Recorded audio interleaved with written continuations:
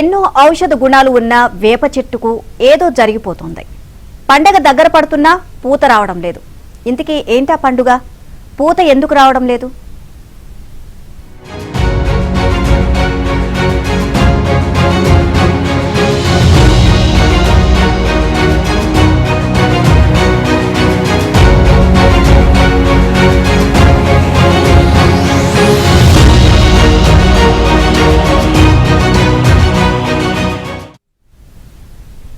పరాభవనామ సంవత్సరం తొలి రోజున తెలుగు రాష్ట్రాల్లో ఉగాది పచ్చడికి నోచుకోలేని పరిస్థితి ఉందా?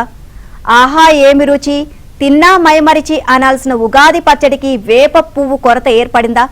తెలుగు రాష్ట్రాల్లో వేప చెట్లకు పట్టిన ఫంగస్ వ్యాధి ఇందుకు కారణమా? జనం ఆందోళన చెందడం మినహా చేయగలిగిందేమీ లేదా? ఈ దుస్థితి ఉమ్మడి వరంగల్ జిల్లాలో ఎక్కువగా కనిపిస్తోందా?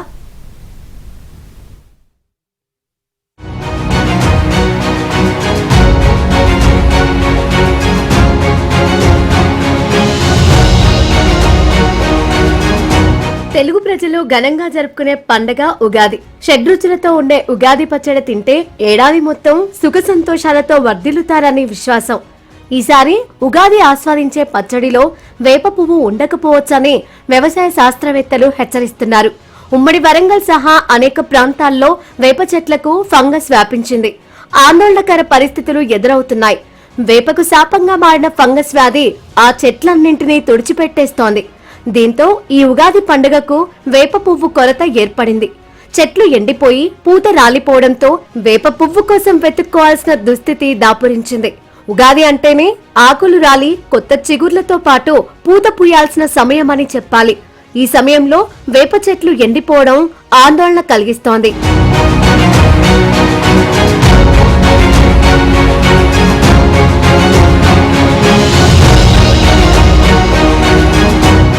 మొక్కలకు సోకే చీడపీడలకు విరుగుడుగా రైతులు వేప నూనెను వాడతారు. చర్మ రోగాలను తగ్గించడానికి వేపాకును వాడడం మనకు వస్తున్న అలవాటు. పర్యావరణ హితకారిణి ఔషధ వృక్షమైన వేప నుంచి రకరకాల మందులు, సబ్బులు తయారు చేస్తూ ఉంటారు. ఇలాంటి బహుళ ప్రయోజనకారి అయిన వేప చెట్టునే మార్చేసే ఫంగస్ ఫోమోప్సిన్ అజాడిరక్టే. ఈ ఫంగస్ కారణంగా వేప చెట్లు ఎండిపోతున్నాయి. వేపాకులు పత్రహరితాన్ని కోల్పోయి కొమ్మలు, రెమ్మలు పూర్తిగా ఎండుబారి చెట్టంతా నిర్జీవంగా మారిపోతుంది. ఒక చెట్టు నుంచి మరో చెట్టుకు ఈ ఫంగస్ విస్తరించి రాష్ట్రంలోని చెట్లన్నింటినీ నిర్వీర్యం చేస్తోంది. దాదాపు 80 నుంచి 90% చెట్లకు ఈ ఫంగస్ వ్యాపిస్తోంది. షడ్రుచులలో వేప అనేది చేదును కలిగి ఉంటుంది. సో ఆ చేదును మనం షడ్రుచులలో యాడ్ చేసినప్పుడే ఆ పచ్చడి కూడా అంత మనకి ఏదైతే మనం అనుకున్నటువంటి ప్రాముఖ్యత ఉందో అది మనకు చేరే అవకాశం ఉంది. కానీ ఈనాడు వేప చెట్లు అనేది పూత లేకుండా నార్మల్గానే ఉన్నాయి. అదేవిధంగా వేప చెట్ల యొక్క కొమ్మల యొక్క చివరి అంచులు మొత్తం కాలిపోయినట్లు మారడం జరుగుతుంది. అయితే దీనికి కారణం ఏంటంటే వేప చెట్ల యొక్క రూట్లకు అంటే వేరు వ్యవస్థకు ఒక శిలీంధ్రానికి సంబంధించినటువంటి వ్యాధి అనేది సోకింది. ఆ వ్యాధి పేరు ఏం పేరు డైబ్యాక్ డిసీజ్ అంటారు దీన్ని. సో మరి వేప అగ్గి తెగులు. సో ఇది వేరు నుంచి మనకి ఆ కొమ్మల దాకా విస్తరించి కొమ్మ యొక్క చివర్లు ఎండిపోవడం జరుగుతుంది. దీనివల్ల ఏంటిదంటే మనకి ఎక్కువగా వేప పూత అనేది కొమ్మ యొక్క చివర్లోనే ఏర్పడుతుంది. సో దీనివల్ల పూత పూయపోవడం జరుగుతుంది. దీనికి కారణమైనటువంటి ఫంగస్ పేరు ఏం పేరంటే శిలీంధ్రం పేరు ఏం పేరంటే ఫోమాప్సిస్ అజాడిరక్టా అనేటువంటి ఒక శిలీంధ్రం వల్ల ఈ వ్యాధి వ్యాపిస్తుంది. వ్యవసాయ అధికారుల నిర్లక్ష్యంతో కూడా ఫంగస్ వ్యాపించినట్లుగా చెబుతున్నారు. తెగుళ్ల నివారణకు చర్యలు చేపట్టకపోవడంతో ఉగాదికి వేప పువ్వు కొరత ఏర్పడిందని పర్యావరణవేత్తలు అంటున్నారు. వాళ్ళు చెప్పేది ఏంటంటే కొన్ని తెగుళ్ల వల్ల వస్తున్నాయని చెప్తుండ్రు. ఇంకా దానిపై పూర్తి స్థాయిలో వాళ్ళు దీన్ని టెస్టింగ్ చేస్తూ జరుగుతుంది. కాబట్టి అదేవిధంగా మనకు ఇప్పుడు ఉగాది వస్తుంది. ఉగాది అంటే మనకు ఫస్ట్ గుర్తుకొచ్చేది వేప పువ్వు. ఎందుకంటే ఈ వేప పువ్వు మనము ఈ పులుపులలో వేసుకుంటే దానికి ఒక రుచికరంగా ఉండే ఒక యాప పువ్వు ఈరోజు దొరికే పరిస్థితి లేదు. కాబట్టి దీని మీద శాస్త్రవేత్తలు కూడా వాళ్ళు కూడా చాలామంది నిమగ్నమై ఉన్నారు. ఎందుకు ఎండిపోతున్నాయో దాని మీద వాళ్ళకు కూడా చాలా సీరియస్గానే చేస్తుండ్రు. కాబట్టి ఇట్లాంటి చెట్లు ఎండిపోవడం చాలా బాధాకరం.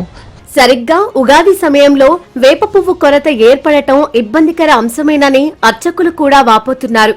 దానికి ప్రత్యామ్నాయం ఆలోచించుకోవాల్సి వస్తోందని గుర్తు చేస్తున్నారు. భగవంతుని యొక్క అనుగ్రహంతో మళ్ళీ ఇప్పుడు కొత్తగా చిగురుస్తున్న ఈ సంవత్సరం ఇప్పుడు చూస్తున్నాం మనం. సంతోషము. వేప కొందరు వేప లేదు అనుకొని ఎట్లా అనుకుంటున్నారు? ఏం చింతించవలసిన పని లేదు. ఆ సమయానికి వేప పువ్వు మళ్ళీ మన అమ్మవారు ఆ ప్రకృతి అందజేస్తుంది. వేప చెట్లు ఎండిపోవడానికి కారణాలు మరి తెలియలేదు, మళ్ళీ వాటికి అవే చిక్కురిస్తున్నాయి. ఈ సంవత్సరం వేప చెట్లు ఎక్కువగా పురుగు వచ్చేసి చెట్లు ఎండిపోవడం వల్ల వేప పువ్వు లేకుండా అయిపోతున్నది చెట్లకు.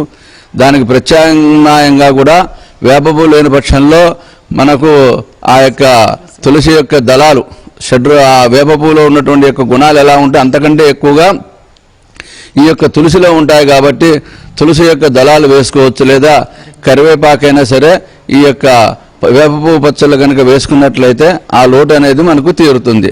అది కూడా లేదన్నట్లయితే వేప ఆకులైనా సరే నలగొట్టేసేసి అది వేప పువ్వు పచ్చళ్ళు కలిపినట్లయితే మనకు షడ్రుచులతో కూడిన యొక్క వేప పువ్వు పచ్చడి మనకు దొరుకుతుంది. అయితే ఈ ఫంగస్ సంవత్సరంలో కొంతకాలం పాటే చెట్లకు సోకుతుందని, ఆ తర్వాత వేప చెట్లు మళ్లీ కోలుకొని పచ్చగా మారుతాయని వ్యవసాయ శాస్త్రవేత్తలు వివరిస్తున్నారు. ఇది చెట్టుకు మాత్రమే సోకే ఫంగస్ వ్యాధి అని, దీనివల్ల మనుషులకు ఎలాంటి ప్రమాదం లేదని చెబుతున్నారు. ఈ వ్యాధి ప్రధానంగా వర్షాకాలం ముగిసి శీతాకాలం ప్రారంభమవుతుందనగా వ్యాప్తి చెందుతుందని ములుగులోని అటవీ కళాశాల పరిశోధన సంస్థ పరిశోధించి తేల్చింది. ఇప్పటికైనా వేప చెట్ల తెగుళ్ల నివారణకు సస్యరక్షణ చర్యలు చేపట్టాల్సి ఉంది.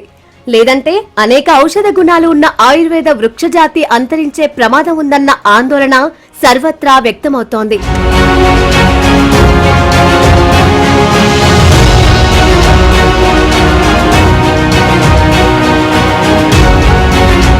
తెలుగు సంవత్సరాది ఉగాదికి ఈసారి కొత్త టెన్షన్ పట్టుకుంది. ఎక్కడ చూసినా వేప చెట్లు ఎండిపోవడంతో ఉగాది పచ్చడిలో ఉపయోగించేటువంటి వేప పువ్వు దొరకక ప్రజలు ఆందోళన చెందుతున్నారు. ఈసారి వేప పువ్వు రుచి లేకుండానే ఉగాది పచ్చడి జరుపుకోవాల్సి వస్తోందని చెప్తున్నారు. పిడచల జగదీష్తో నవీన్, ఏబీ ఆంధ్రజ్యోతి, వరంగల్.